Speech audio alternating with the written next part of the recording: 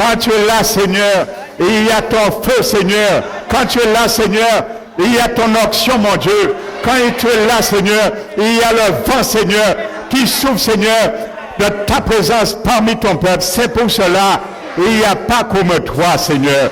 Tu es l'unique. C'est pour cela, nous te donnons gloire. Car tu es digne, Seigneur. Oh mon Dieu, qui aurait pu faire ce que tu as fait? Te dépouiller en tant que Dieu. Ne point regarder ton égal avec Dieu, le Père. Mais tu t'es abaissé, Seigneur, pour aujourd'hui nous élever et nous faire asseoir dans les lieux célestes avec toi, Seigneur. Merci, mon Dieu. Qui est comme toi, Seigneur? Oh, mon Dieu, c'est un mystère insondable qui nous dépasse, mais révélé dans ces derniers temps parmi ton peuple. Merci encore, Seigneur. Les mots sont trop petits, sont trop faibles pour te dire merci. Alors c'est pour cela, nous reconnaissons comme nous l'avons chanté, nous remettons tous nos plaisirs à déposer nos vies à tes pieds.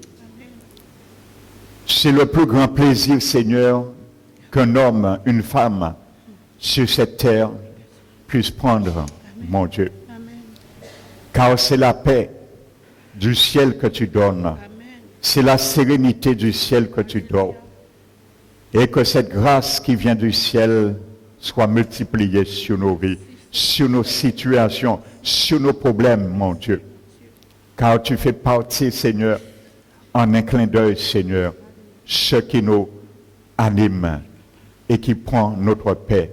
Mais ce matin, Seigneur, que nul, Seigneur, ne puisse retirer ta paix, ta sainte présence parmi nous. C'est pour cela, Seigneur, ce matin, ouvre les cœurs de notre entendement, afin, Seigneur, que nous entendions ta parole. Je suis cet instrument que tu as choisi. Je m'humilie, Seigneur, sous ta main toute puissante, afin, Seigneur, de réclamer ta force par ton Esprit Saint,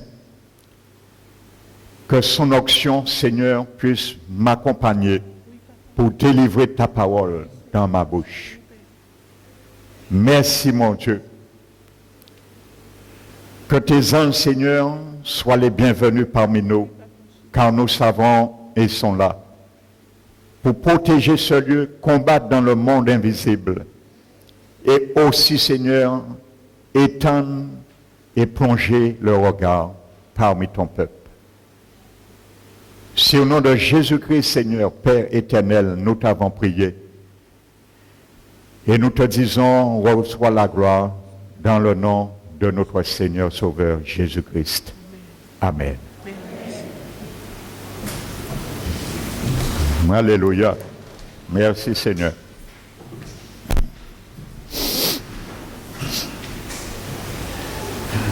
Je vous salue tous dans le nom de notre Seigneur Jésus-Christ. Amen.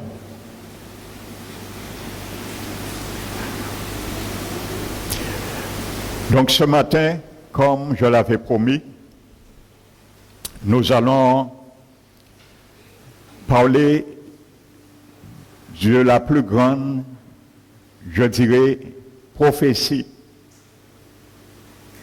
que Dieu a donnée à son peuple Israël et qui particulièrement également nous intéresse dans ces derniers temps. Amen. Donc cette prophétie s'appelle, la Bible appelle du moins les 70 années, semaine prophétique de Daniel. Amen. Je vais demander à mon frère Fabrice, s'il te plaît, prends-moi le tableau pour que ça soit bien assimilé. Alléluia. Parce que personne ne pourra y échapper à travers cette prophétie. Alléluia, qui s'est déjà réalisée en partie. Amen.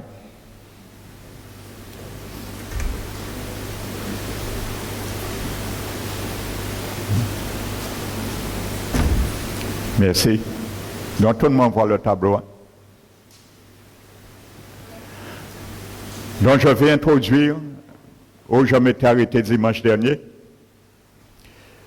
Donc je disais, pour bien comprendre que ce qu'on appelle le peuple de Dieu, les Juifs, Israël, après la mort de Salomon, il y a eu un schisme, une séparation.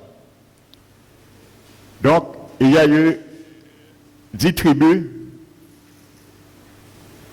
qu'on appelle la tribu d'Israël ou la tribu du Nord. Donc, ils sont constitués de 10 tribus, des 12, et ils avaient pour capitale la Samarie. Et il y avait les deux autres, Juda et Benjamin, qui constituent la tribu de Juda ou la tribu du Sud, et qui avait comme pour capitale Jérusalem. Amen.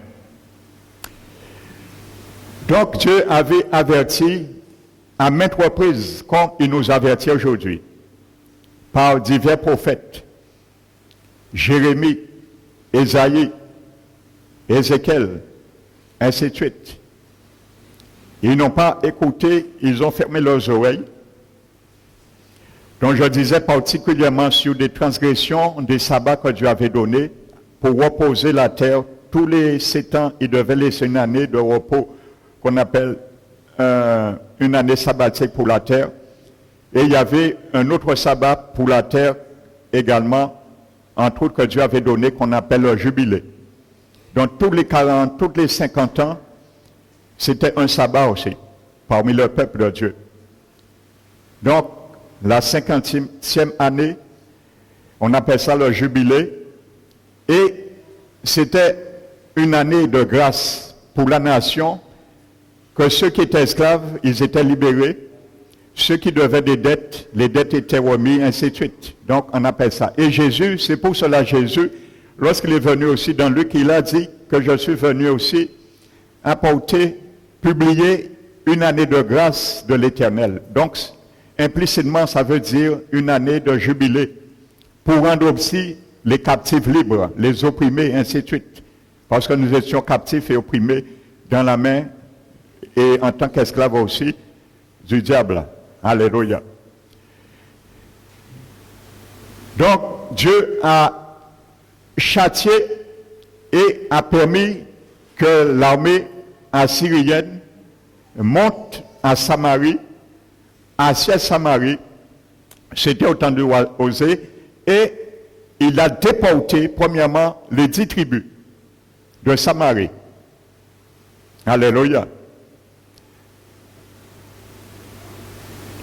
Donc ça s'est fait en l'an 721, avant Jésus-Christ. Alléluia. Donc, il les a déportés. Et ils sont restés esclaves. Et ils sont restés. Eux, ils ne sont pas revenus. Alléluia. Ensuite, l'Éternel a continué à avertir. Vous allez trouver ça noté, nous n'allons pas tout prendre les tests, parce que c'est un sujet qui est très long. On ne pourra pas prendre tous les tests. Donc ça, vous allez noter, c'est dans le livre de 2 Rois, chapitre 17. Vous allez lire. Donc, ensuite, l'autre tribu, la tribu du sud, qui était constituée de Juda et Benjamin, ils ne se sont pas alignés. Donc Dieu a permis que l'armée de Babylone monte, assiège Jérusalem, qui détruisent, ils rasent le temple, la ville, ainsi de suite, et qu'ils partent avec toutes les ustensiles du temple que Salomon avait fait selon le plan de l'Éternel. Donc, on les a emmenés captifs à Babylone. Et ils sont restés esclaves pendant 70 années. C'est ce que Dieu avait proclamé selon le prophète Jérémie, qui va châtier autant d'années qu'il faut qu'ils avaient transgressé ces lois, ces sabbats. Amen. Donc ça s'est passé, vous allez lire l'histoire, ça se trouve dans 2 Rois, chapitre 24 et chapitre 25. Donc notez, vous allez lire l'histoire. Alléluia. 2 Rois, chapitre 24 et chapitre 25. Donc ça s'est passé, cette déportation, ça s'est passé en 606, avant Jésus-Christ. Donc maintenant, la capitale de Juda était Jérusalem. Alléluia. Donc maintenant, nous allons prendre la parole de Dieu dans le livre de Daniel et le chapitre 9.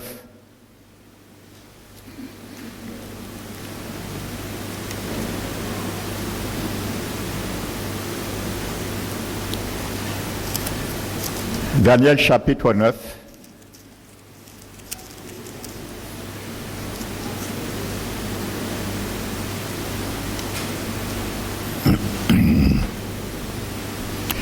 Donc pendant que Daniel, il faisait partie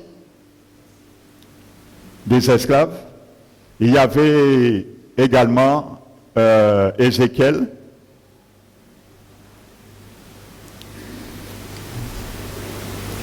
et d'autres aussi prophètes qui étaient contemporains. Donc, Daniel se met devant Dieu, le prophète. Donc, je vous disais que par l'ascendance de noblesse qu'il était en lui, donc le roi de Babylone l'a mis dans son institut et pendant 12 semestres, et ensuite il a été ministre de Pharaon. Et c'est lui que Dieu utilisait pour révéler les songes. On disait qu'il y avait en lui un esprit supérieur qui a été donné par la grâce de l'Éternel. Donc maintenant, ils étaient au terme des 70 années. La 68e année, le prophète Daniel découvre ce que le prophète Jérémie plutôt avait prédit, que Dieu va châtier Juda pendant 70 ans pour leur désobéissance. Et ensuite, il va châtier le roi de Nebuchadnezzar et il va les libérer, ainsi de suite. Donc, mais Dieu lui donne une révélation, pas pour la liberté des 70 années d'Israël, de Juda, mais il lui donne une révélation de 70 semaines d'années prophétiques pour son peuple. Alléluia. Et aussi pour la liberté, la délivrance totale de son peuple. Donc nous allons prendre à partir du verset 25, Daniel chapitre 9, verset 25. Donc la Bible dit, la révélation de l'ange de l'Éternel. Prenons le verset 23, Daniel 9, verset 23. La parole de Dieu nous dit, lorsque tu as commencé à prier, la parole est sortie et je viens pour te l'annoncer. Car tu es un bien-aimé, sois attentif à la parole et comprend la vision. 70 semaines ont été fixées sur ton peuple et sur ta ville sainte. Donc, il s'agit uniquement le peuple de Dieu, Israël physique. Alléluia. Sur ton peuple, pas sur les nations, pas sur l'Église, sur ton peuple. Alléluia. Donc 70 semaines ont été fixées. Dans l'hébreu, c'est 70, ça veut dire tranche d'année. Alléluia, nous viendrons tout à l'heure. Pourquoi? Maintenant, pourquoi Dieu a fixé 70 années prophétiques? Amen.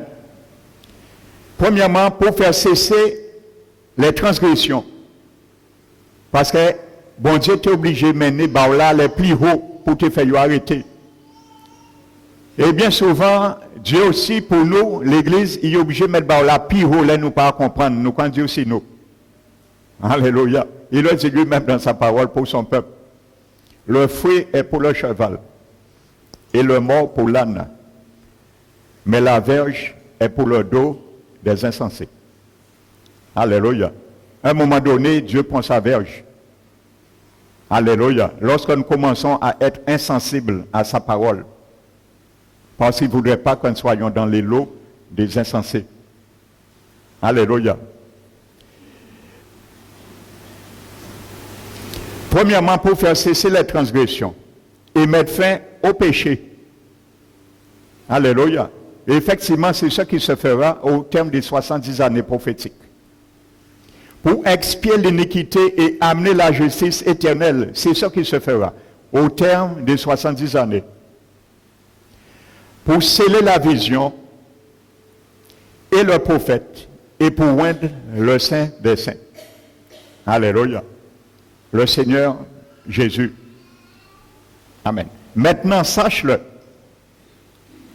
Donc, et comprends. Depuis le moment, maintenant Dieu va donner, il a expliqué, il a introduit, il a expliqué Daniel pourquoi. Parce que la Bible dit Dieu ne fait rien sans avertir ses prophètes, ses serviteurs.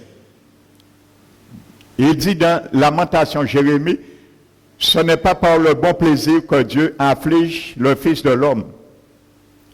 Donc Dieu commence à présenter Daniel pour son peuple, pourquoi Dieu va les châtier, va les humilier.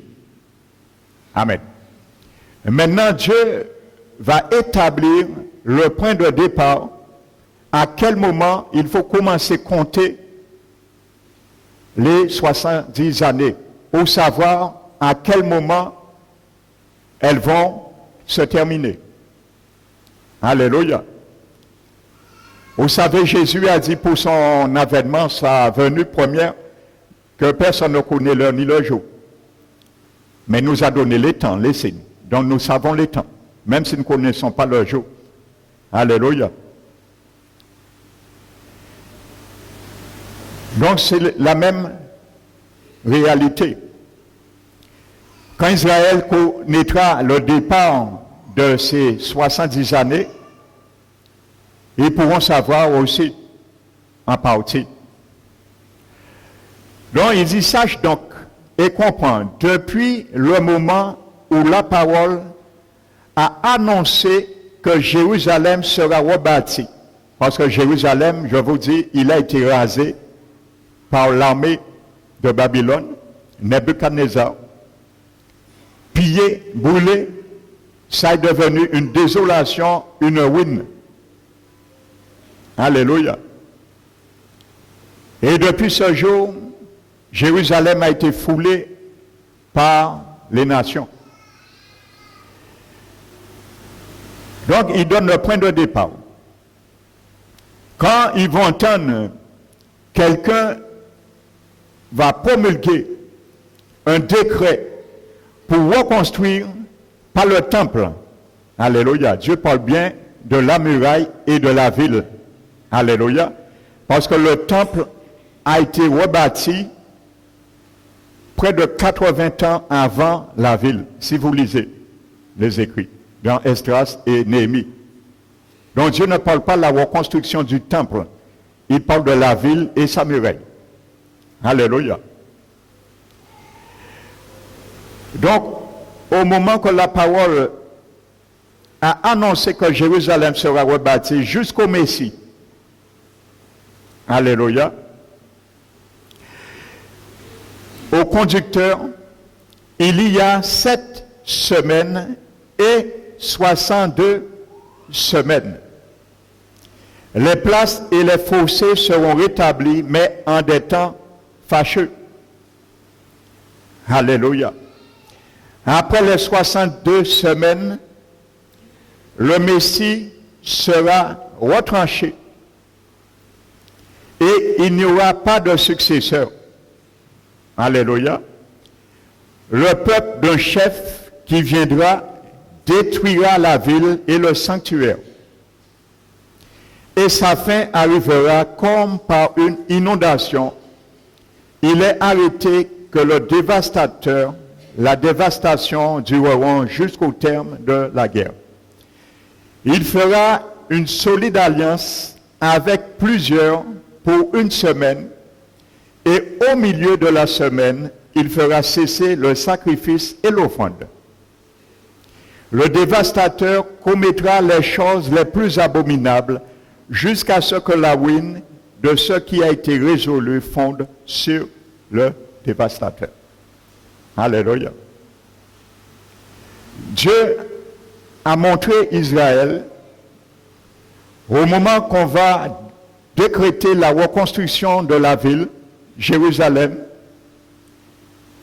l'horloge de Dieu est mise en route pour les 70 années. Donc, il décrit déjà l'histoire d'Israël jusqu'à la venue de Jésus, qui sera la 70e année prophétique. Quand Jésus viendra, pas pour l'enlèvement, mais pour prendre le gouvernement sur terre. C'est ce que Daniel avait vu, Dieu l'avait donné la vision de la statue de Nebuchadnezzar. Alléluia. Il lui avait montré les royaumes qui seront implantés jusqu'à la dernière sous l'aspect des 2 jambes de fer et les 10 orteils mêlés de fer et d'argile. Et il avait dit que cette pierre qui descend du ciel sans le secours d'aucune main sera le Seigneur Jésus qui va frapper. Regardez bien ce qu'il frappe. Il n'a pas frappé la tête, parce qu'au moment de cette vision, le gouvernement de Babylone, qui représente la tête d'or, était en place. Alléluia. Donc ce n'était pas le moment de l'écraser. La pierre n'a pas écrasé la poitrine et les 2 bois d'argent. Il n'a pas écrasé le ventre et les cuisses des reins, mais il a écrasé les 10 orteils. Alléluia. C'est là qu'il a écrasé. Parce que les 2 jambes représentaient en quelque sorte le royaume de Rome qui s'est installé et qui demeurait au vivant de Jésus-Christ. Les 2 jambes, le royaume a été divisé à un moment donné par 2, le royaume de Rome. Mais dans les derniers temps, il y aura une résurgence avec une coalition de 10 gouvernements qui représentent les 10 orteils. Alléluia. Et nous pouvons comprendre prophétiquement, il y aura peut-être la moitié de nations de l'Ouest et la moitié de l'Est qui vont constituer les 10 gouvernements où que l'Antichrist sortira la petite corne. Alléluia. Il y aura les gouvernements de l'Ouest au niveau armement qui seront puissants et l'autre côté de l'Est. Donc, ils ne pourront pas faire vraiment alliance. C'est pour cela que le gouvernement ne va pas durer longtemps. Alléluia. Et c'est à ce moment Jésus viendra. Donc c'est la même réalité que Dieu nous montre.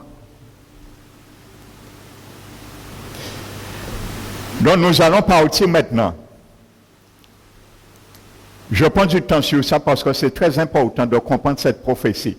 Alléluia. Parce que nous avons déjà vu, la Bible parle de temple, il parle de l'Antichrist. Dans cette prophétie, il parle du temple. L'Antichrist va faire une alliance pendant 7 ans et au moitié de l'alliance, il va briser le contrat, le pacte, il fera.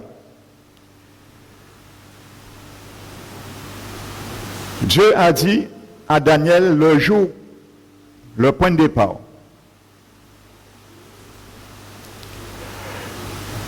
Le jour que tu vas entendre la reconstruction de Jérusalem. Donc je précise, si vous lisez, notez le livre d'Esdras, chapitre 1, 2 et 3. Vous allez lire l'histoire.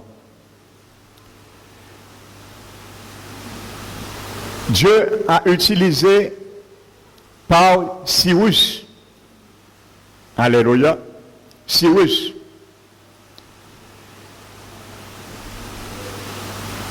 un décret de retourner à Jérusalem pour rebâtir le temple.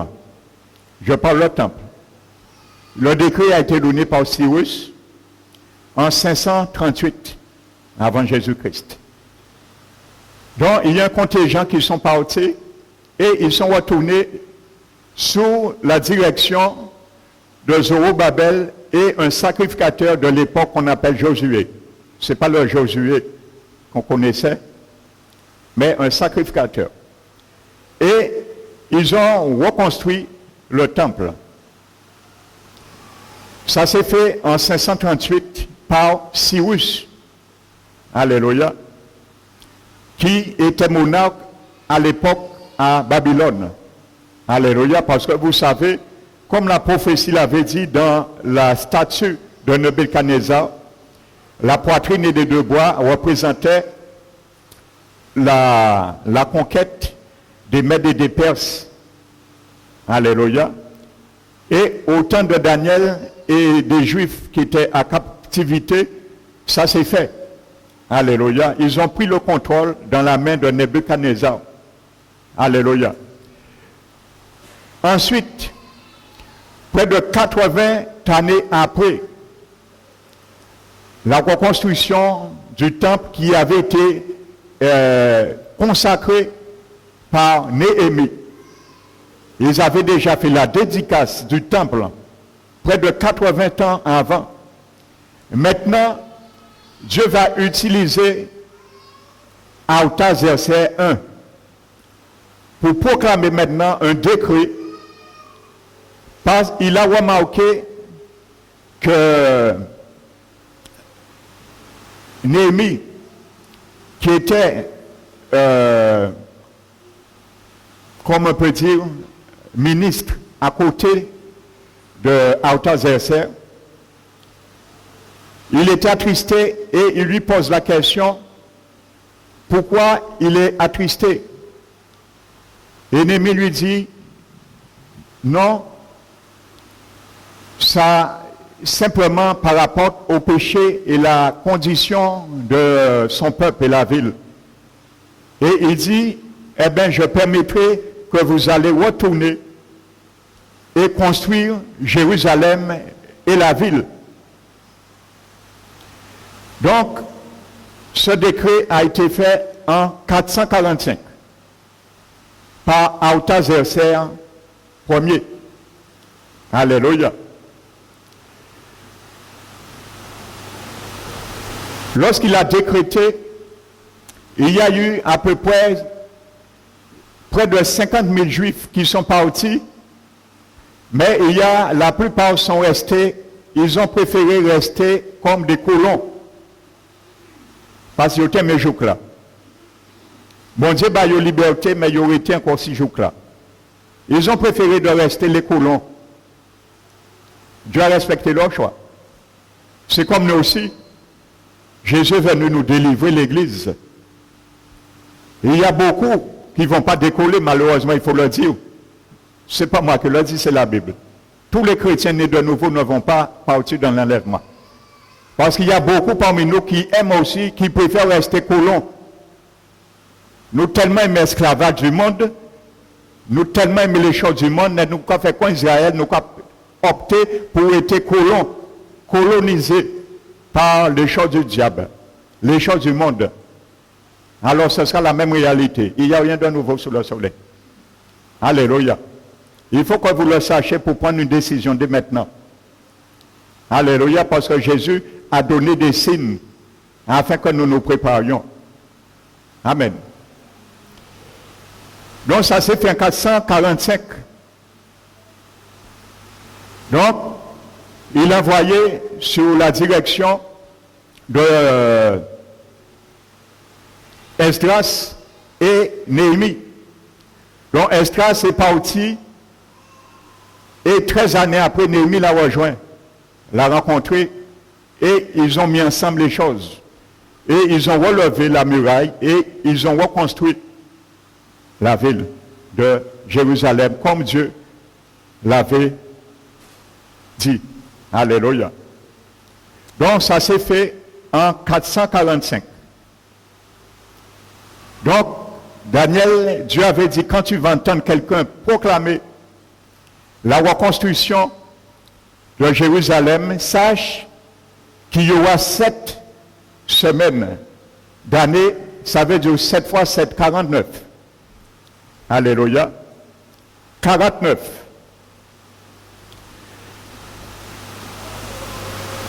Ces 49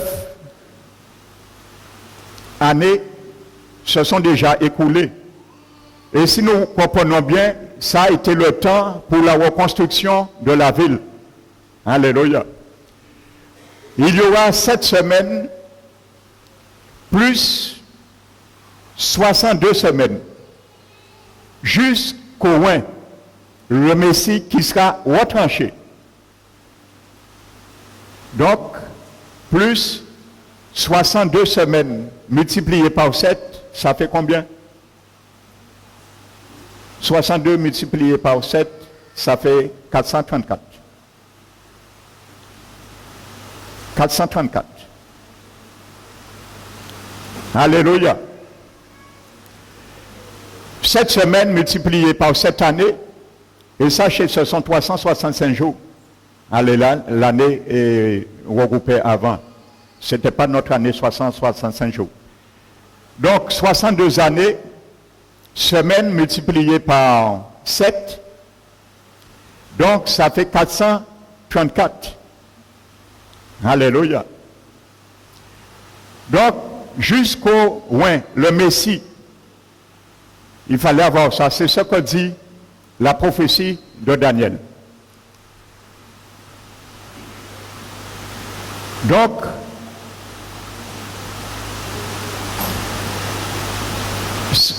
49 plus 434 donne 483. » Alléluia.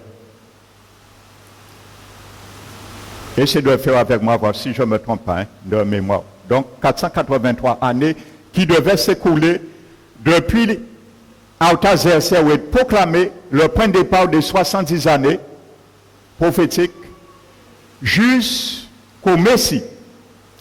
La Bible nous dit que le Messie doit être retranché. Alléluia.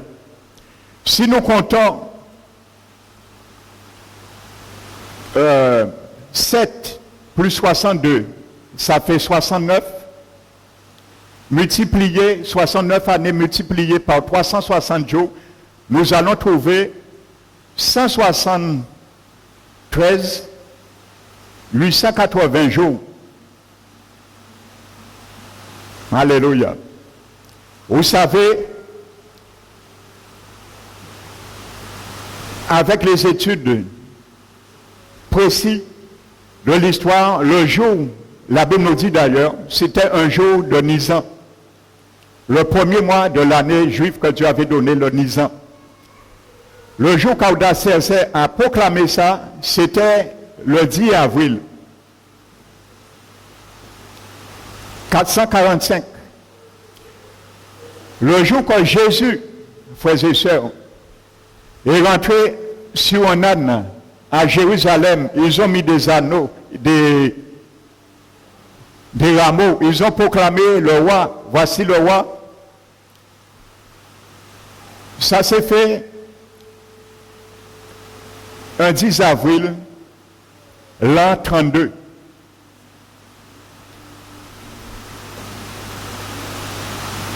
De l'an 32 à 445 fait exactement 483 années prophétiques. 173 880 jours qui s'écoulaient, jour pour jour. Et frères et sœurs, regardez ce que Jésus a dit ce jour-là. Vous allez comprendre quelque chose. Prenons Luc chapitre 19. Ne perdons pas Daniel.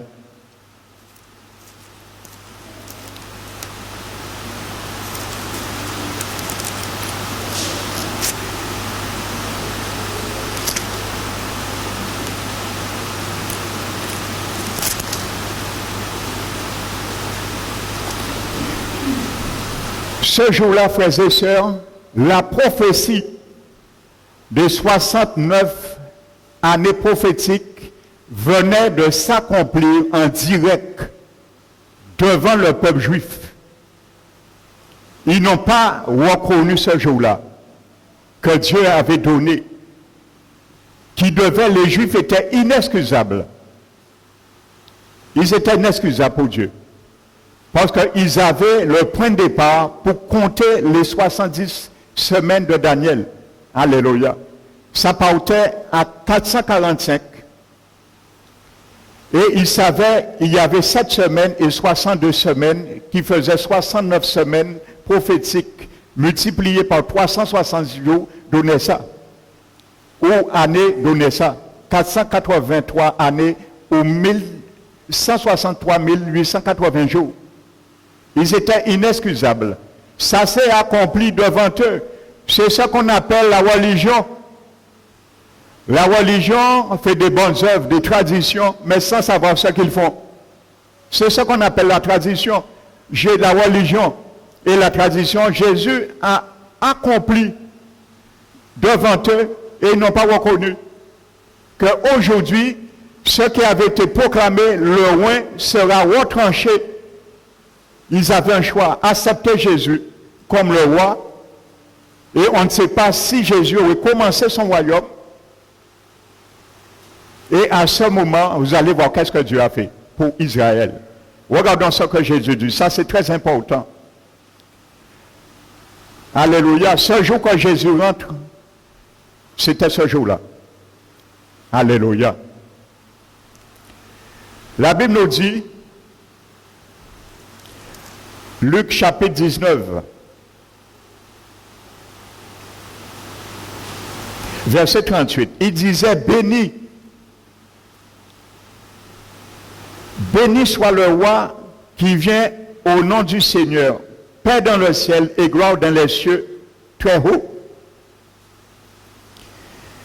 Quelques pharisiens du milieu de la foule dirent à Jésus, Maître, réponds tes disciples. Mais Jésus ne peut pas répondre disciples parce que Jésus savent qu'il vient accomplir 69 années prophétiques de Daniel en vivant à eux. Alléluia.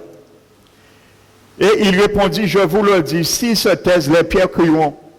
Parce que pour le monde ne peut pas arrêter décret impérial de Dieu. Comme il approchait de la ville, Jérusalem, Jésus en la voyant Jérusalem, pleura sur elle et dit, Jésus pleure. On applaudit Jésus, on acclame Jésus, mais Jésus pleure. C'est ce qui se passe pendant la Noël. Les gens qui ont festivé, mais fête de naissance à mon nom même qui semblait être parmi eux, il pas là. Il y a célébré l'anniversaire au monde qui n'est pas même présent en les jouissance à eux. Jésus. Parce que les gens n'ont rien à faire avec la naissance de Jésus. Pourquoi il est venu? Il a fêté Noël pour boire, manger et inviter Michaud veiller. Veiller bayo. Mais le jour, le jugement qui est venu, Jésus qui dit, est-ce que c'est Michaud veiller qui a veillé si veillé? Ou bien vous-même, à demander de veiller si veillé. Voici ce que la tradition. Alléluia. Eh bien, pendant on fête la Noël, Michaud veillait, Jésus lui a pleuré sur les fêtes, festivités. Parce que Jésus sait très bien que c'est un vin qui m'honore. Alléluia. Lorsqu'il s'approche de moi, c'est un vin qui m'honore. Il m'honore des bouches, des lèvres, mais le cœur est éloigné de moi. Et la crainte qui tire de moi n'est qu'un précepte de tradition d'homme. C'est ça qu'il a dit au prophète Jérémie, chapitre 1, Jésus. Alléluia. Donc c'est la même réalité. Eh bien, ça est une réalité. C'est ce qu'on appelle la religion, la tradition. Il n'y a fait pas même ça qu'il a observé. Alléluia. Si un jour Jésus descend en pleine fête Noël, il n'y a même pas reconnaître c'est Jésus. Et il a fêté l'anniversaire à Jésus naissance. C'est la même réalité qui est arrivée là. Regardez, l'abbé dit Jésus pleure. Pendant qu'il a applaudi, il a pleuré. Alléluia. Parce que c'est eux qui ont refusé. Ils l'ont retranché. Daniel a dit, jusqu'à la 69 semaines, le Messie sera retranché, le roi. Il a dit, si toi aussi, du moins en ce jour, vous voyez, en ce jour, ça venait de s'accomplir ça. En ce jour.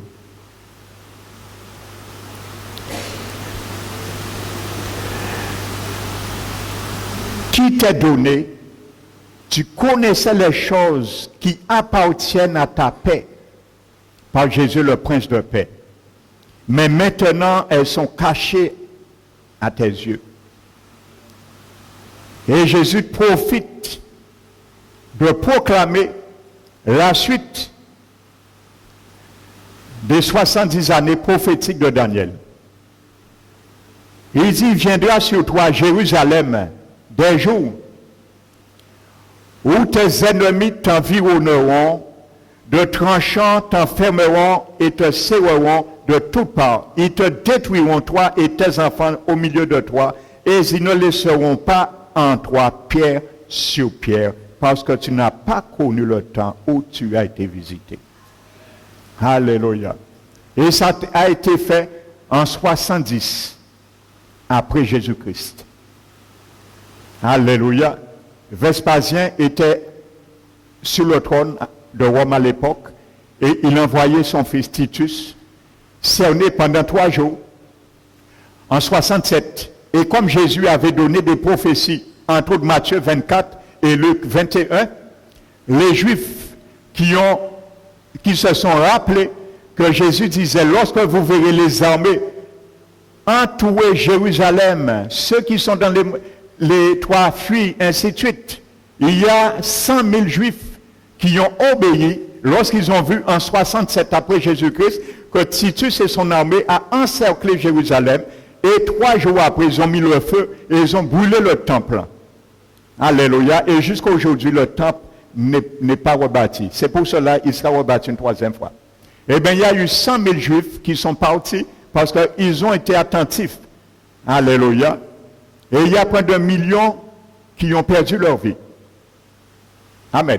Donc c'est la même réalité. Dieu a donné encore des recommandations pour quand l'Antichrist aussi viendra et aussi il donne des signes avant-coureurs pour partir aussi et de se cacher. Et nous savons c'est à Pétra, une ville de Jordanie, lors de les 7 années de tribulation.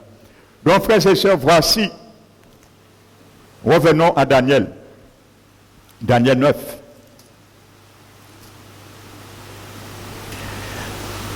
Alléluia. Maintenant, continuons. Donc ça s'est accompli déjà. Il y a 69 années qui sont déjà accomplies. Il manque une année, une semaine. Disons, il y a 69 semaines prophétiques qui se sont déjà accomplies. Alléluia. Ça, c'est les 69 semaines.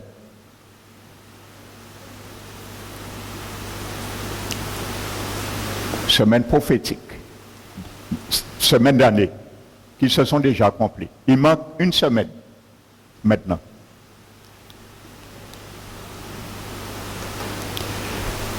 Donc ça s'est accompli. La Bible dit, après les 62 semaines, le Messie sera retranché. Donc ça s'est fait là. Ce n'est plus prophétie, là c'est déjà fait. Et il n'aura pas de successeur. Parce que pas monde ne peut pas succéder Jésus en tant que roi et prince de paix. Le peuple d'un chef, soyez attentifs là maintenant. L'ange continue à donner, Daniel, la chronologique. Maintenant, quand ça sera accompli, après, l'ange dit, le peuple d'un chef qui viendra détruira la ville et le sanctuaire, et sa fin arrivera comme par une inondation. Il est arrêté que le dévastateur durant jusqu'au terme de sa guerre. Alléluia. Il fera une solide alliance avec plusieurs.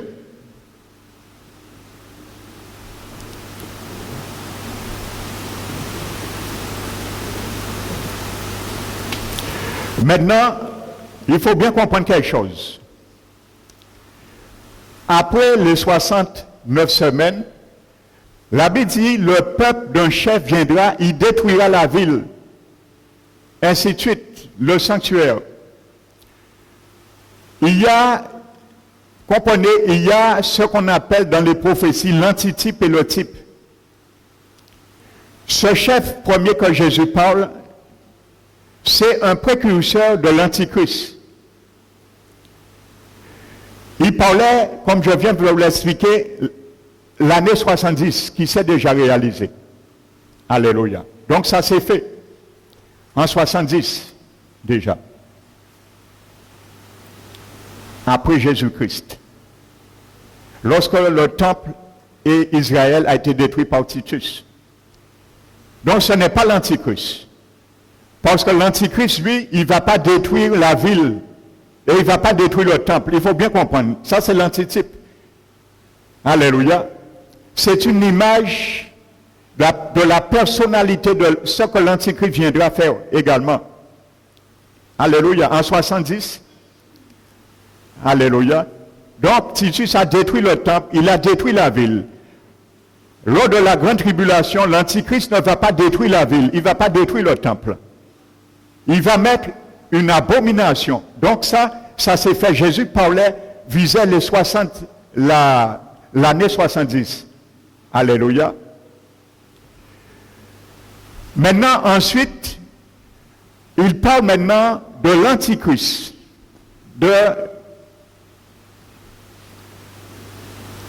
Verset 27.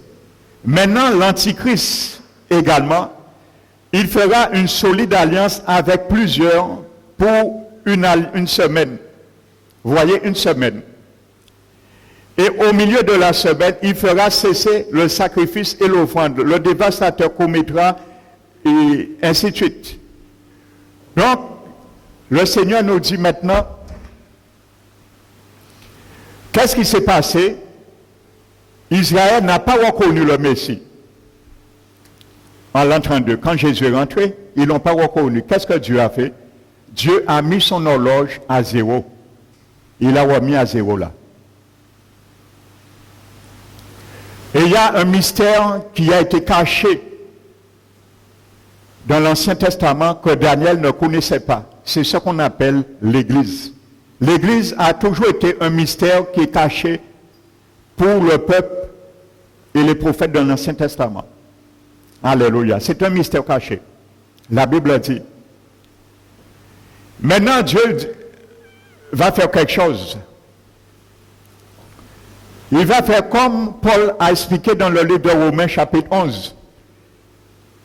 Il a dit maintenant,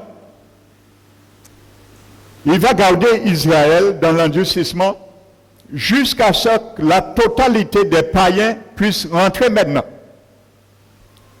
et devenir son peuple. Donc il y aura quelque chose qui se fera, l'horloge de Dieu là, en 60, après 69 années, Dieu va remettre son horloge à zéro. Et Dieu va attendre s'écouler 2000 ans. À partir de là et là. 2000 ans afin que l'histoire de l'Église se connaisse et que toutes les nations, les langues, les races puissent faire partie maintenant. C'est ce qu'on appelle l'Église, l'histoire de l'Église, la dispensation de l'Église. Amen. L'horloge est arrêtée là. Il manque une dernière semaine. Et la dernière semaine, toujours sur l'histoire du peuple, alléluia, non, ça ne concerne pas l'Église, pas l'Église Israël, bien qu'il y a des Juifs qui se convertissent. Ensuite, le Seigneur, après les 2000 ans, la septième semaine, 70 semaines, pardon, va démarrer là.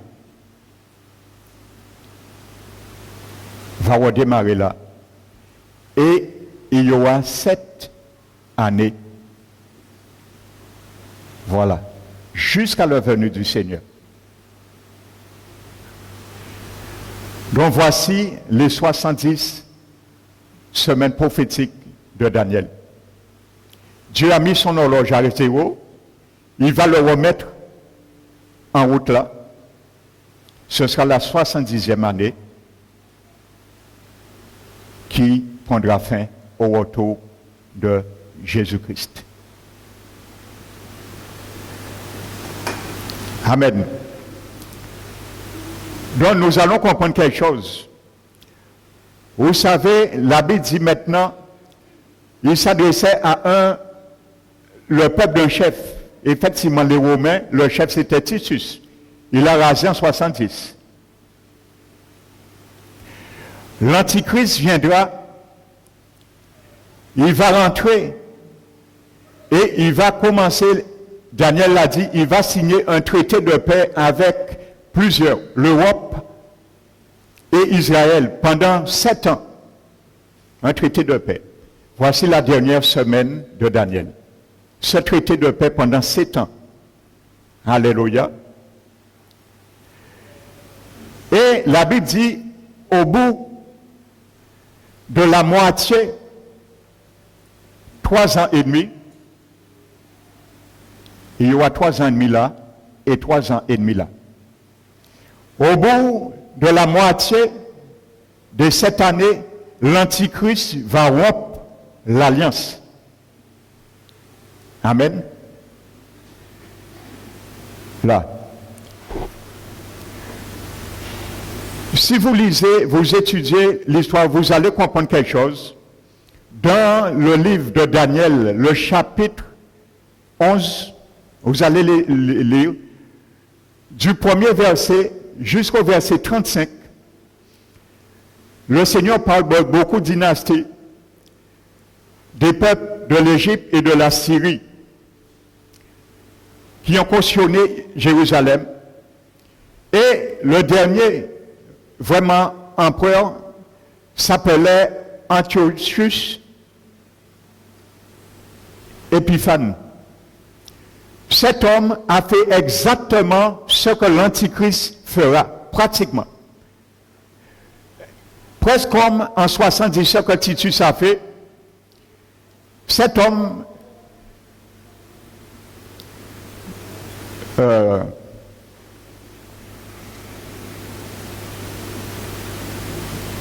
il est rentré dans le temple à Jérusalem en l'an 164 avant Jésus-Christ.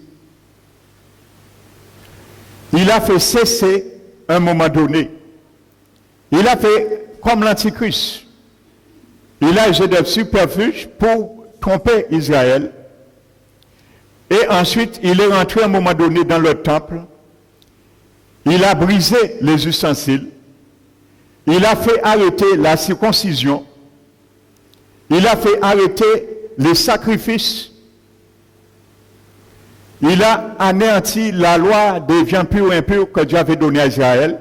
Et cet homme, Antiochus Épiphane, il a fait rentrer dans le temple en 164 une idole qui représentait le dieu de Rome, Jésus. Il a installé cette idole à l'intérieur du temple. Ça s'est fait en 164, avant Jésus-Christ. Alléluia. Donc c'est une image de ce que l'Antichrist fera. Et c'est pour cela, dans le livre de Daniel, le chapitre 11, lorsqu'on lit, on pense que depuis le premier verset, il s'agit de l'Antichrist. Non, c'est la même réalité, comme Daniel a parlé. Un peuple d'un chef, il parlait premièrement en 70, et ensuite il parlait les 7 années de tribulation. Donc, du premier verset jusqu'au verset 35 de Daniel 11, vous allez voir, il s'agissait de cet homme. Et à partir du verset 36 jusqu'au verset 45 de Daniel 11, à ce moment, la Bible parle de l'Antichrist. Alléluia, qui rentrera et qui fera cesser le sacrifice après 3 ans et demi, qui sera l'image de cet homme également, son prédécesseur. Donc c'est la même réalité. Donc voici maintenant où que nous sommes, frères et sœurs. Nous, l'Église. Alléluia. Le peuple juif se trouve là pour Dieu. Ils sont là 69 semaines de Daniel. Mais nous, l'Église, nous sommes là, nous. Parce que les 2000 ans s'achèvent. Et comme je vous dis, les choses sont en train de se mettre sur place. Parce que la Bible dit, Daniel a dit, après les 3 ans et demi, il fera arrêter le sacrifice et les offrandes. Donc ça veut dire, avant les 3 ans et demi, il faut que le temple soit construit. Alléluia. Et les sacrifices et la loi seront remises en vigueur. Parce que Jésus a dit que lorsque vous verrez pas l'armée envahir Israël, mais l'abomination de la désolation dont a parlé le prophète Daniel, fuyez dans les montagnes. Alléluia. Et qu'est-ce que Jésus dit aux Juifs? Il dit, priez pour que ce jour n'arrive pas ni pendant la neige, ni un jour de sabbat, et que les femmes ne soient pas enceintes. Pourquoi? Ça veut dire que le sabbat, les sacrifices pour les Juifs, je parle bien pour les Juifs, pas pour les nations, Dieu a donné le sabbat aux Juifs, et pas à l'Église. Les églises qui observent le sabbat, tant mieux pour eux, mais ça n'a pas sauver pour le monde. Alléluia. Donc c'est pour Israël, le sabbat sera établi de nouveau. Parce que l'Antichrist va le faire revenir, parce que l'Antichrist va se faire passer pour le Messie. Alléluia. Et si l'Antichrist empêche de faire sabbat, il n'y a pas Messie là. Si l'Antichrist empêche de revenir sur les lois sacrificielles, il n'y a pas Messie à eux. Donc c'est pour cela. Mais après 3 ans et demi, il va retirer le masque de brebis. Alléluia. La Bible dit là dans l'Apocalypse que l'Antichrist, il vient comme un agneau, mais il parle comme un dragon. Alléluia. L'aspect de la parole déguisée. Alléluia. Il y aura l'aspect du Christ, mais il sera le dragon. Alléluia. Parce qu'il sera régi par la science du diable. Amen. Regardez bien quelque chose dans le livre de l'Apocalypse, le chapitre 13, en parlant de le faux prophète. La Bible dit, il avait 7 têtes et 10 cornes. Dans Daniel, dans Apocalypse 12, la Bible parle du diable comme le dragon, il avait aussi 7 têtes et 10 cornes. Alléluia. Mais à la différence, regardez bien, la Bible nous dit que le vrai prophète, lui, les diadèmes sont sur les cornes. Les nations, les gouvernements. Et sur le dragon, le diable, les diadèmes ne sont pas sur les 10 cornes, mais sont sur les 7 têtes. Donc ça prouve bien que l'autorité la royauté, l'autorité du diable, il les donne à ces 10 gouvernements. Alléluia. Ils ont 7 têtes, les 2, 10 cornes, mais les couronnes, diadème dans l'hébreu, dans le grec veut dire des couronnes royales. Donc ça prouve que c'est le diable qui va donner à cette coalition de cette Europe réunifiée le pouvoir et d'agir. Alléluia. Donc l'église est là, frères et sœurs. Le temple, tout est déjà préparé, je vous disais, à l'Institut d'Israël. Tout est là. Il suffit que les Palestiniens décident de laisser, mais ça se fera. Un jour, ils vont céder parce que le décret de Dieu est déjà écrit des milliers d'années. Personne ne va s'opposer. Ça, c'est en train de se faire. Donc, l'Antichrist, pour moi, il est déjà là. On ne sait pas qui. Alléluia. On ne sait pas qui, hein. Parce que s'il faut attendre que l'Antichrist naisse, il faut attendre minimum 30 ou 40 ans. Et permettez-moi de vous dire, nous pouvons 10 ans, le Seigneur qui vient avant ça. Parce que les choses sont éminentes. Jésus avait donné un grand signe. Il a dit, lorsque vous verrez Jérusalem fleurir, le figuier, il parlait de Jérusalem, le grand signe qu'il a donné. Jérusalem a perdu ses fleurs, frères et sœurs, à partir de 70 là. Là. Jérusalem a perdu, le figuier a perdu ses fleurs. Il a été foulé. Et Jérusalem, le figuier a retrouvé ses fleurs en 1948, lorsqu'il est devenu une nation. Il a fleuri. Alléluia. Et c'est ça, c'est Jésus donné. Qui a vu ça? C'est nous. La génération qui a vu Jérusalem détruit en 70 n'existe plus. La génération qui a vu la diaspora, alléluia, la disparition de tous les juifs à travers le monde sont plus, ils sont déjà morts. Mais c'est nous qui voyons ça, qui voyons le temple et qui a vu Jérusalem fleurir. C'est nous. Jésus a dit, nous ne passerons pas. Alléluia. Comptez 1948, combien d'années qui s'est déjà écoulé? Alléluia. Il reste très peu de temps pour une génération. Alléluia. Avant de revenir sur ça, nous allons je vais prendre 2 paraboles avec Jésus disait. Pour bien faire la distinction, frères et sœurs, ce n'est pas la même chose.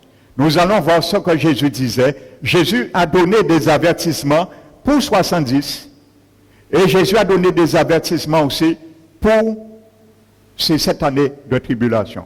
Ce n'est pas la même chose. Prenons Matthieu 24.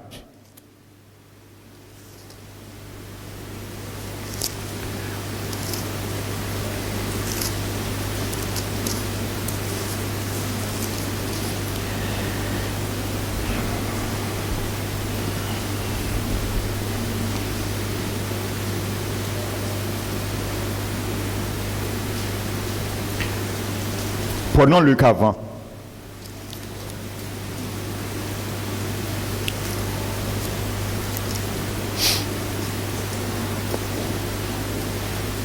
Luc, là Jésus parle de l'année 70, qui ne s'était pas encore accompli. Alléluia. Donc ça s'est fait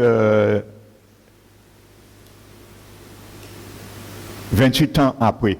Cette prophétie, ça s'accomplit. Alléluia.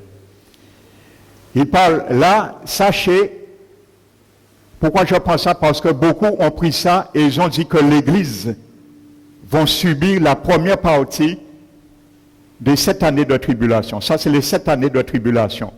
L'Église ne sera pas là. Vous savez, l'Église a un commencement et je disais l'Église a une fin, aura une fin. Jésus a bâti son Église en cette année. Et lorsque Jésus va trouver un dernier parpaing, une dernière pierre vivante dans la carrière du monde, ça veut dire un dernier sauvé. L'édifice sera complet. À ce moment, l'histoire de l'Église est achevée. C'est fini. Toute personne qui vont être sauvées à travers les 7 années de tribulation et à travers les 1000 ans de règne de Jésus, ne pourront jamais faire partie de l'Église. C'est fini. L'Église, c'est terminé. C'est un édifice spirituel, une entité spirituelle. Il y a un commencement. Jésus a bâti son Église. Maintenant, l'Église doit s'achever. Il a donné près de 2000 ans. Nous sommes maintenant dans cet achèvement. Quand Jésus considéra qu'il y aura une dernière personne qui sera sauvée, à ce moment, il viendra chercher l'Église. Donc, l'enlèvement se fera là. L'enlèvement de l'Église. Donc, l'Église n'a rien à faire là, frères et sœurs. Si tu es là, mon frère, c'est parce que tu n'es pas dans l'Église, c'est tout. Ne cherche pas à être là, je te le conseille. Ne cherche pas à être là, ce sera le pire cauchemar pour ta vie. Si tu es sauvé, en plus. Si tu arrives à être sauvé. Alors ne cherche pas à être là. Cherche à être là. Surtout là, l'enlèvement. L'Église sera au ciel pendant 7 ans. Et nous allons bien le voir.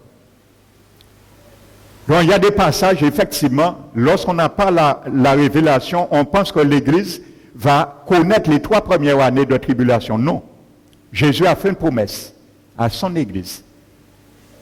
Et il a dit, je te garderai de la grande tribulation qui va s'abattre sur le monde. À son Église qui parlait. Alléluia.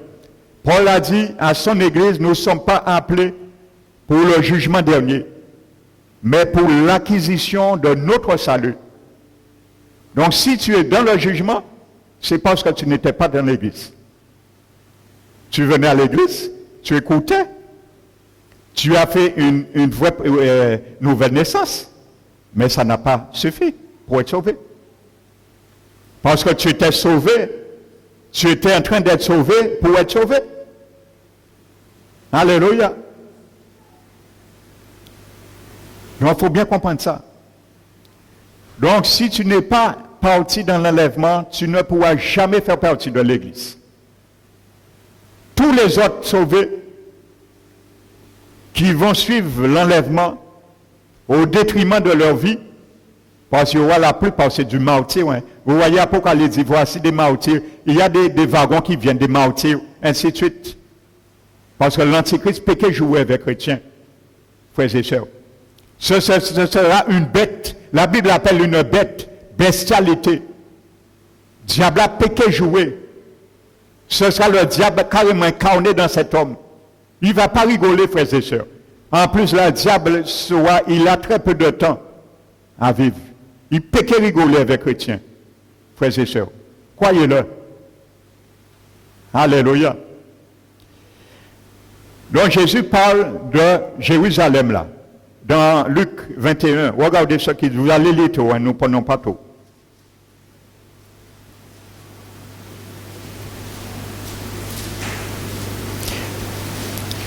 Verset 20.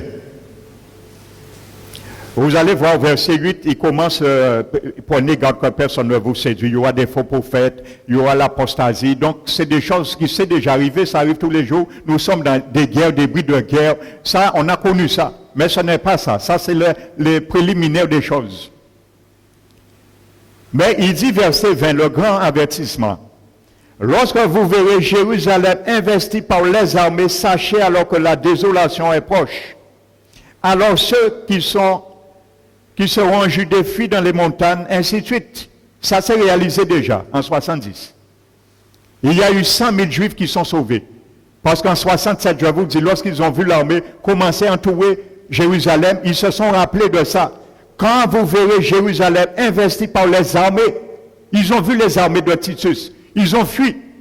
Ils ont obéi. Et il y a eu 100 000 Juifs qui ont été sauvés leur peau. Ils ont obéi la parole de Dieu. Alléluia. Je vous disais dimanche et vendredi dans la prière que si l'apôtre Pierre, lorsqu'il était en prison, il n'avait pas obéi à l'ange qui lui disait « Suis-moi », il serait resté en prison. Il a obéi. Alors si nous voulons sortir de notre prison aussi, il faut obéir à la parole de Dieu. Même si Dieu a la capacité de nous retirer dans une prison, si nous n'obéissons pas, nous allons rester dans la prison. Alléluia, c'est la même réalité. Et regardez ce que je vous disais, le verset 29. Il leur dit une comparaison. Voyez le figuier et tous les arbres. Dès qu'ils ont poussé, vous savez de vous-même en regardant que déjà l'été est proche. Alléluia. L'été est proche. Jésus parlait, l'été là, c'est l'année 70. L'été là, c'est l'année 70. Alléluia. Quand vous verrez ces choses arriver, ainsi de suite. Maintenant, Jésus va parler de cette année, de cette période maintenant. Pas pour l'Église. L'Église sera pas là. L'Église n'a rien à faire là. Encore dit en créole. Nous pas rien à faire là. Sinon, c'est là qu'il était. Mais si tu es resté, c'est parce que tu n'es plus de l'Église. Alléluia. Jésus a divorcé avec toi. Alléluia. Donc, maintenant, Jésus va parler aux Juifs qui seront vivants à cette époque. Pas l'Église. C'est aux Juifs, à Israël, Dieu parlait pas aux païens, il ne parlait pas à nous, il parlait aux Juifs. Maintenant, regardez ce qu'il est dit dans Matthieu 24.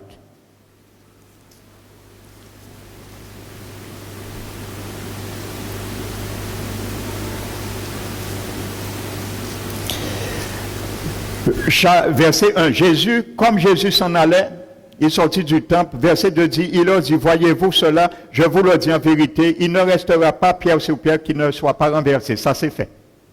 Alléluia. Pareil, il parle la même chose, vous voyez, il y aura des guerres, des bruits de guerre, ainsi de suite, on vous trahira. La même chose, c'est des choses qui arrivent tous les jours, ça. C'est le quotidien de notre jour, ça arrive. Amen.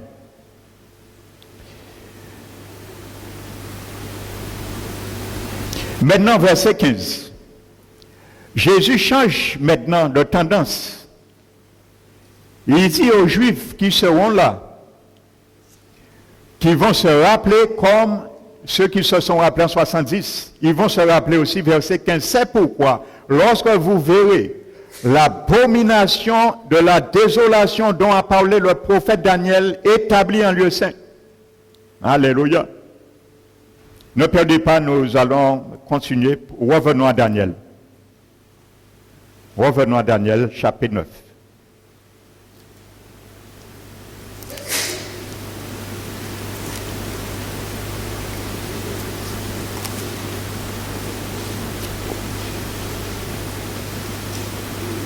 Verset 27.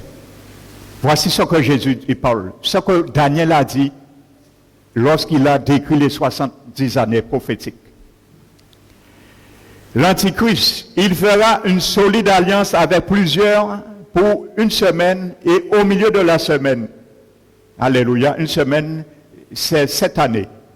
Au milieu de les 7 années, il fera cesser le sacrifice de dévastateur, commettra les choses les plus abominables jusqu'à la ruine du désolateur, ainsi de suite. Alléluia. Donc Jésus l'a dit. Il rappelle au peuple. Parce que quand ça se ferait, l'Antichrist n'existait pas à l'époque là. Donc Jésus ne visait pas ça. L'Antichrist pas existé. Il ne peut pas rentrer en temple là et accomplir l'abomination de la désolation. Et il leur dit donc parler le prophète que celui qui y fasse attention. Alors ceux qui seront en Judée, ainsi de suite. La même chose. C'est fuite. Alors pas chez Mauto, pas chez Bitin, pas chez Etendifé, c'est couru. C'est ça, il est. Donc il répète les mêmes choses pour l'année 70. Ensuite il dit, quand alors la détresse sera si grande qu'il n'y en a point eu de pareil depuis le commencement du monde jusqu'à présent. Alléluia. Donc il ne parlait pas de 70, ni bitin plus grave qui fait après 70. Donc il ne s'agit pas de ça. Faisez bien la différence. et qu'il n'y aura jamais eu. Si ces jours n'étaient abrégés, voici pour ça, beaucoup disent que l'Église va subir là. Voici ce qui trompe. Si ces jours n'étaient abrégés, personne ne serait sauvé, mais à cause des élus, ce jour sera abrégé. Vous savez, le mot veut dire abrégé, ça veut dire qu'il n'y aurait pas eu aucun survivant. Voici ce que ça veut dire, aucun ne serait sauvé. Parce que vous avez vu, lisez Apocalypse, vous allez voir, à partir de là, le jugement de Dieu. Il y a 7 sceaux, il y a 7 trompettes, il y a 7 coupes qui seront abattues. Jésus dit, si les 7 années ne seraient pas abrégées, il n'y aurait pas eu beaucoup de survivants. C'est ça que Jésus voulait dire. Mais à cause des élus, alléluia, quels sont ces élus? Ce sont les Juifs et les nations païennes qui vont se convertir pendant les 7 années. Ce sont les élus. Alléluia. Il ne s'agit pas des élus de l'Église. Alléluia. Ce sont des gens qui vont choisir à être élus. Ils vont accepter la vie ou la mort pour gagner Christ. Donc Jésus parlait ceux qui seront élus pendant cette période de 7 années de tribulation. Il ne parlait pas l'Église. L'Église n'est pas là.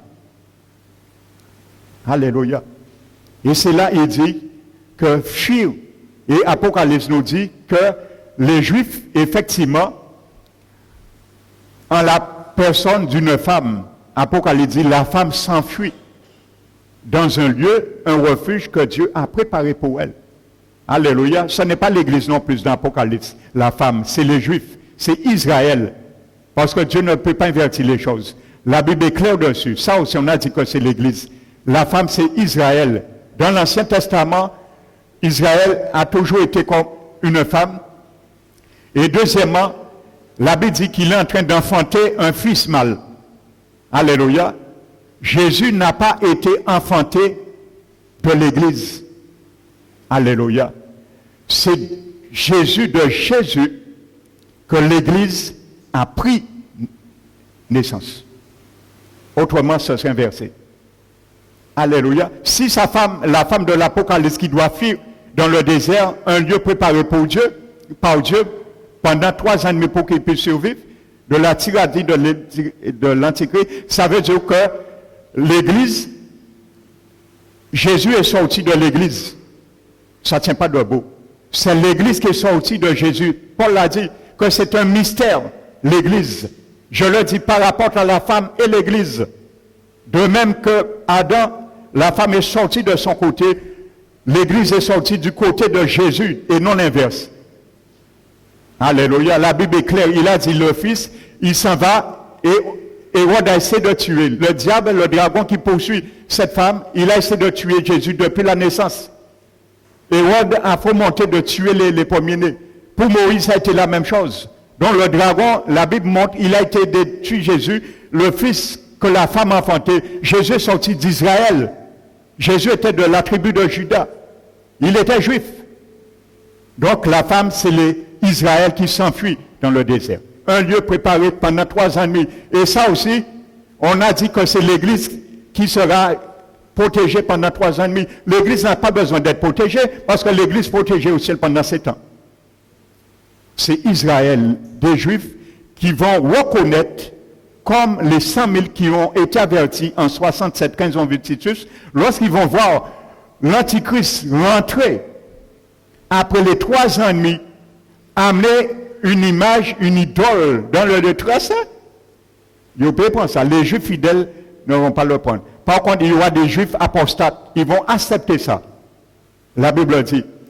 Il y a des Juifs qui vont accepter ça. Alléluia, il n'y a rien de nouveau sous le soleil. Tel qu'il y aura aussi des chrétiens qui vont accepter la marque de la bête pour gagner leur vie. Alléluia. Mais Jésus a dit, pendant cette époque, celui qui essaie de sauver sa vie la perdra. Et ceux qui la perdent la retrouvera. Jésus parlait de cette époque où l'Antichrist va accepter, va mettre à mort tous ceux et celles qui vont refuser de se prosterner devant la religion de faux prophètes, devant les abominations Jésus a dit, celui qui essaie de sauver sa vie au truchement d'accepter les cultes, de faire semblant avoir un pied la pénis ça. Celui qui voudra sauver sa vie à cette époque, la perdra. Mais celui qui la perdra, la retrouvera. Il va faire comme les martyrs, les deux témoins. Les deux témoins. Ils vont perdre leur vie et ils vont être ressuscités 3 jours après. Donc c'est la même réalité. Ce ne sera pas de notre vie. Ceux qui vont rester ou accepter la marque de la bête et se prosterner devant toutes les abominations qui se font. Alléluia. Apocalypse a dit que le temple sera, les parvis sera foulé aux pieds par les nations pendant 3 ans et demi. Alléluia. Pendant ces 3 années et demie, ils seront foulés par les nations. Amen. Parce que lorsque l'Antichrist fera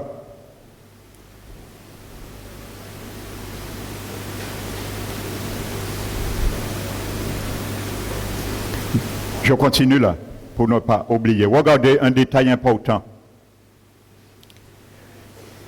Jésus dit au verset 27, « Car comme l'éclair part de l'Orient et se monte jusqu'en Occident, ainsi sera l'avènement du Fils de l'homme. » Vous voyez, il ne parle pas de 70 là.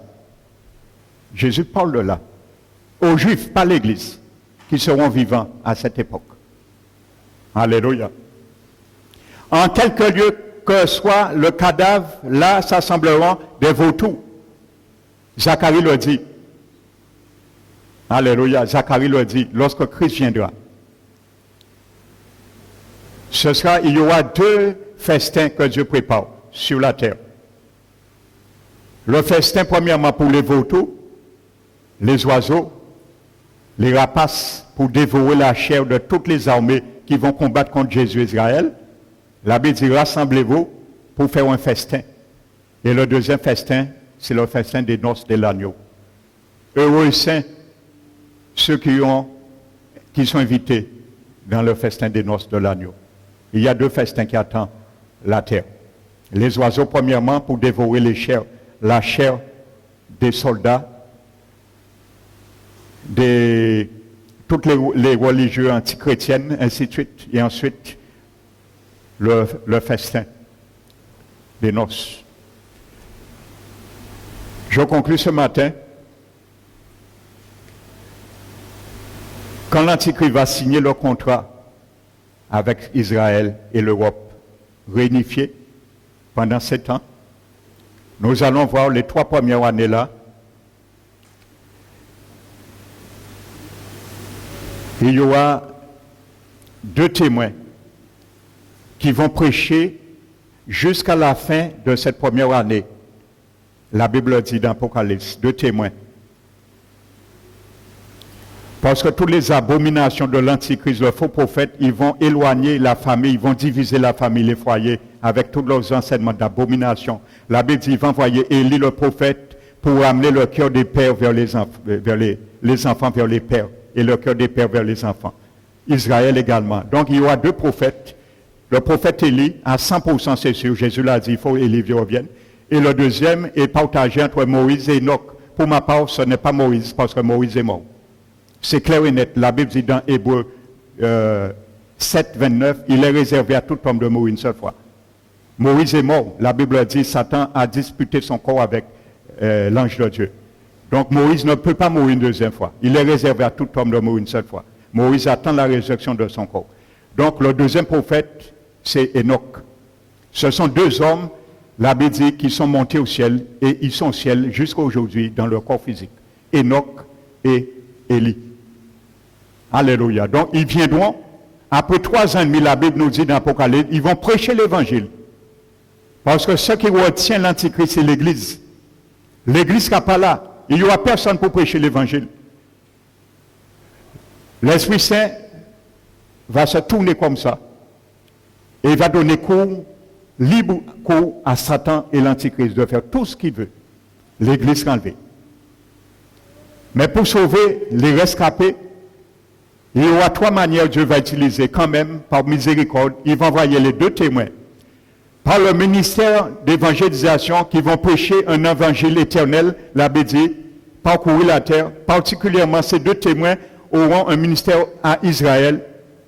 Et la Bible dit, par leur ministère, pendant les 3 premières années et demie, il y aura 144 000 juifs qui vont se repentir et se convertir. Et Dieu va les sceller d'un marque dans leur front. Et ces 144 000 vont prêcher l'évangile dans le monde. Alléluia. Au terme des 3 années, les deux témoins vont être mis à mort par le décret de Dieu. C'est Dieu qui le permettra. C'est pour gifler le diable. Ça, nous allons le voir dimanche prochain. Je ne vous le dis pas trop. Alléluia. Amen. Nous allons voir le prochain épisode dimanche prochain. Que Dieu te garde ce jour-là de venir entendre la parole de Dieu. Mais là, j'ai voulu insister sur ce qu'on appelle les 70 semaines de Daniel. C'est important. Alléluia. Parce que l'Église, nous sommes là. L'enlèvement est proche. Ça peut se faire dans une année, je vous le dis. Hein. Beaucoup de faux prophètes ont dit, rien pas fait, mais là, c'est clair et net. Je vous le montre dans la Bible. L'Institut a tout déjà pour le temple. Nous avons vu un temple qui est là. L'Antichrist est déjà là, à mon avis. On ne sait pas qui, mais il est là pour moi. Il est déjà là, on ne sait pas qui. Demain ou après, on peut entendre sur la télé, frères et sœurs, il y a un homme qui vient et un grand pacificateur. Il signe un traité avec 10 coalitions mondiales pour constituer une puissance mondiale. Et il est venu, les Juifs d'Israël vont s'associer parce que le décret de Dieu va se faire. Ils vont signer le décret. Sachez, le temple est déjà là. En 6 mois, il sera mis sur pied. Nous allons nous trouver là. Donc, dès nous allons entendre ça, frères et sœurs, dimanche prochain, nous allons voir qu'est-ce qu'il retient. Il va retenir l'Antichrist. Il le retient. C'est l'Église, frères et sœurs. L'Antichrist, il est là. L'Église qui le retient. Il ne peut pas agir. Il faut que l'Église parte. Et il va agir. À ce moment, il va agir. Amen. Donc les choses sont là. Ça veut dire que ça peut se faire en 1 semaine, ça peut se faire en 1 année. Les choses sont imminentes. Allez, il n'y a pas de temps à perdre. Alléluia. Nous allons nous mettre debout, frères et sœurs.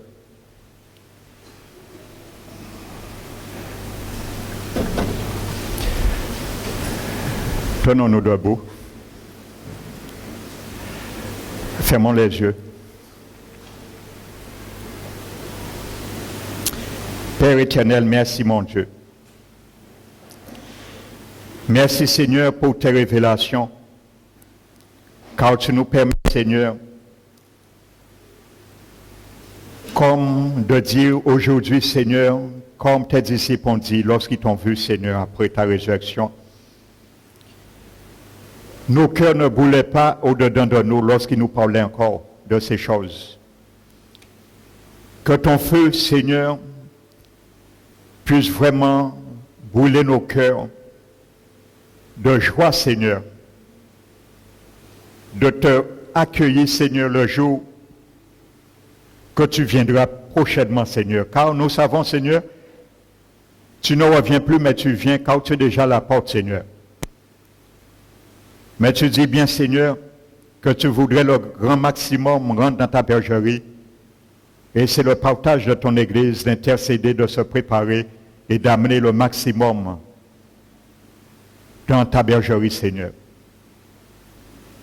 Merci, Seigneur, pour les couronnes de récompense que tu as déjà mis, Seigneur, pour chacun de ton peuple qui sera éligible, Seigneur.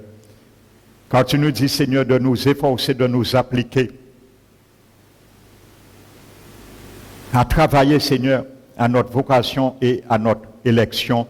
Et c'est comme ça la porte royale, éternelle de notre salut nous sera largement ouverte, Seigneur. Ma prière que ceux qui sont encore refroidis, que tu puisses raviver, ranimer le feu, Seigneur, la flamme de ton esprit dans leur vie. Afin que tu ne puisses point briser le roseau qui est cassé et ni le lumignon qui fume, Seigneur. Allume parmi ton peuple, Seigneur, tout lumignon qui est en train de fumer, Seigneur, qui sont sur le point de s'éteindre. Leur conscience, premièrement, Seigneur. Mais réveille notre conscience, comme tu as réveillé l'esprit de Zorobabel, Seigneur. Afin de dire, Seigneur, montagne qui es-tu devant Zorobabel, sois aplanie, Seigneur, quand il y avait beaucoup de résistance lors de la reconstruction du temple, Seigneur. Alors que nous soyons prêts à dire la même chose, Seigneur, quand nous aussi nous bâtissons notre vie qui est un temple de ton Esprit Saint, Seigneur. Merci, mon Dieu, merci, Seigneur. Nous ne cessons de te remercier, car vraiment ta parole, Seigneur, est vraiment le flambeau, le chandelier des derniers temps. Tu as dit, c'est la révélation de ta parole qui est claire. Et continue encore, Seigneur, montrer, Seigneur, à l'horizon ce que tu avais donné comme présigne, Seigneur, se présente bien devant nous, Seigneur. Comme signe, Seigneur, et ça soit l'été qui s'avance devant chacun de nous, Seigneur. Merci, Père éternel. Vraiment encore que ton nom, Seigneur, soit béni, glorifié, Seigneur. Et que vraiment, Seigneur, tu amènes un réveil, Seigneur, dans tes églises en Guadeloupe, particulièrement sur cette église, parole qui restaure, Seigneur. Ramène, Seigneur, vraiment un réveil dans notre cœur, dans notre conscience, Seigneur, afin qu'aucun de nous ne se perde, Seigneur, mais que nous soyons prêts pour ce grand kidnap, Seigneur, lorsque tu viendras. Merci, Père, encore. Merci pour Jésus que tu as envoyé. Et merci pour ton sang encore. C'est au nom de Jésus nous t'avons prié, nous te glorifions, Père. Amen. Nous allons bénir maintenant notre Seigneur.